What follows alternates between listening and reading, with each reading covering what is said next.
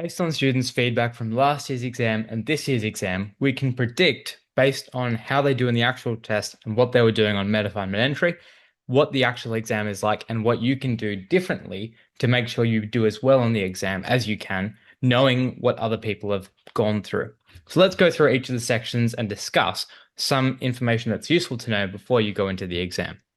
Now, bear in mind, there's lots of information on Reddit, on Facebook discussion spaces that you can also use to inform your strategy, but try not to make last minute changes on the day of the exam. Ideally, talk through the exam with friends or a mentor who can actually help you formulate the best path for you on exam day.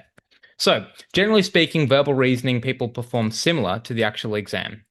You'll find that on Metafy and mid-entry, people's scores are generally around that 700 to 750 range, and that's quite a common score for high achievers. Lots of people find, compared to the official UCAT question banks, the passages on the actual UCAT are slightly longer, but not completely longer. And so the question types tend to be broad, but overall a similar length to Metafy and mid-entry, which I think people find are generally pretty good and pretty reasonable preparation before the exam. Now, the catch is you always need to be mindful for the occasional long passage or hard question. Try not to spend too long on any one set. As long as you keep the questions moving over, you'll be okay. In decision making, this is the area where most students struggle.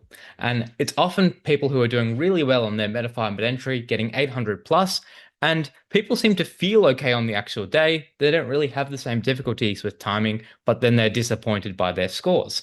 And this is supported by their data. Last year, the 90th percentile score was 760 for decision making and 750 for verbal reasoning. So whilst people are used to doing worse in verbal reasoning, on the actual exam, people are actually doing the same on VR and DM.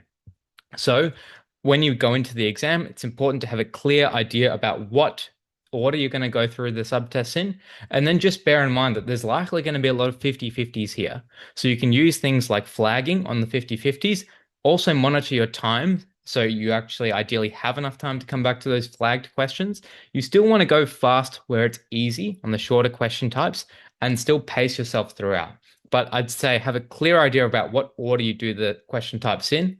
I personally would skip the logical puzzles and the inference questions and then come back to those at the end. Some people will want to skip the syllogisms as well.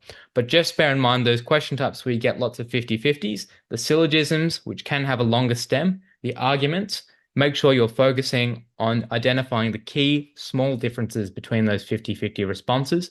And then the questions that you can bank a certain answer, the puzzles, Venn diagrams, probability, then try and save time on those questions. Finally, quantitative people often overperform what they've been doing on Metafy mid-entry. I've had a few students already who have never got above 800 in their practice, get 880, 900 on the actual exam. So the main thing here is people are often very comfortable for timing, and it's just not to make silly mistakes. Don't rush it. Read the question carefully, and there's no prizes for finishing with 10 minutes spare. That's not advantageous. So just keep monitoring and pace yourself as you go. But if you're unsure of something, simply skip and come back to it at the end. In any section, don't spend too long on one particular question. Skip it, and you'll often have time to come back to the end and then address that. And that just prevents you from spending too long on a question, realizing you're behind time, rushing, and then bombing that section. Now, once you've completed a section, put it past you, move on and focus on the next section at hand. You don't want to have one difficult set in VR that then throws your whole set because you need to rush and guess. And then you're thinking about your VR mistake in your DM, which then bombs your DM as well. So just let things go. We're not trying to 100% the exam at all. So knowing all this, what's the easiest way to hit 2,400 plus? Well, it's easiest to think about the back end of the exam because most people will be able to get that 880 to 900 score in QR. So if you can bank on a 900 or thereabouts in QR, then you really need 1,500 plus in VR and DM.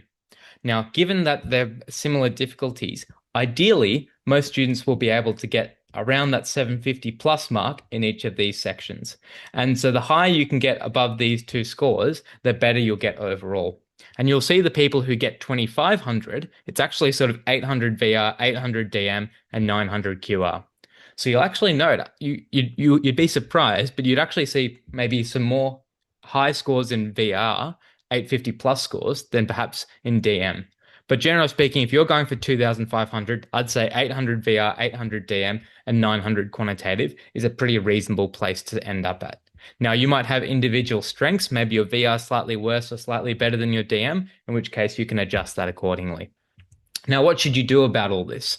Hopefully, this is information that's helpful to providing you with a test day strategy. But if you want to talk through something in more detail, you want to organize a call, get yourself some free resources, or attend a final workshop that covers all you need to know before you sit the exam, all you need to do is click the link in the description and I'll send you some free resources that will be helpful and we can get in touch and organize a free call.